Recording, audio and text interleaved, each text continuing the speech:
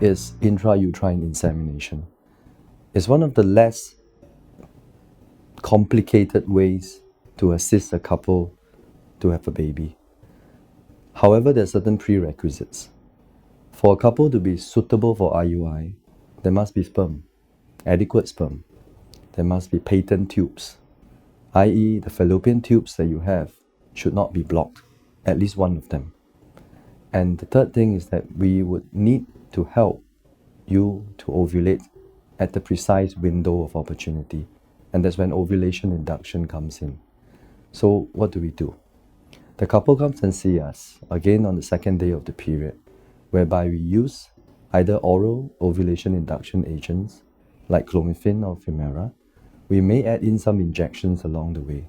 This is what we call a stimulated IUI cycle, a stimulated intrauterine insemination cycle. The patient is brought back for another scan. A pelvic ultrasound is done around the 8th day or the 9th day of a period, looking at the size and development of the follicle. We may add more injections along the way to help to nurture these follicles to reach the correct diameter. And that would again be about 18 to 20 millimeters. Most of the time you will reach that size after about 11 to 12 days of stimulation. Having ascertained that the follicles have reached the right size, and another thing is the lining of the womb, which is the endometrium. So having reached the right thickness from the endometrium, we would tell the patient that it's time for us to trigger the ovulation.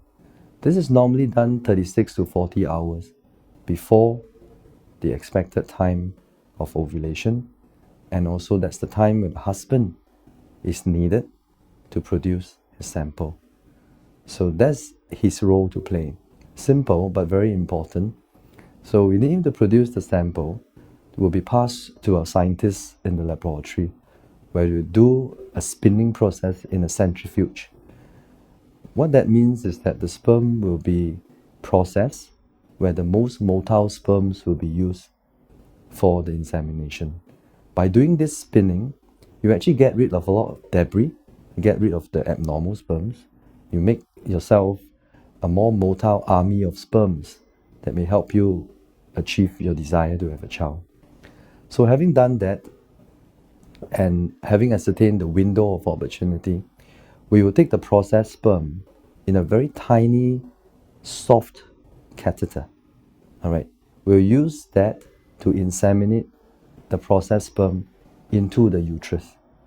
Hence, you can clearly see there are a few advantages of intrauterine insemination.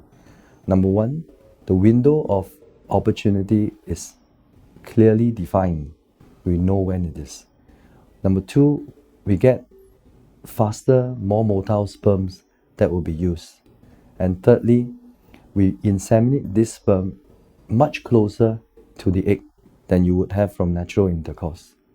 So these three theoretical advantages makes IUI a very viable option for couples that are suitable.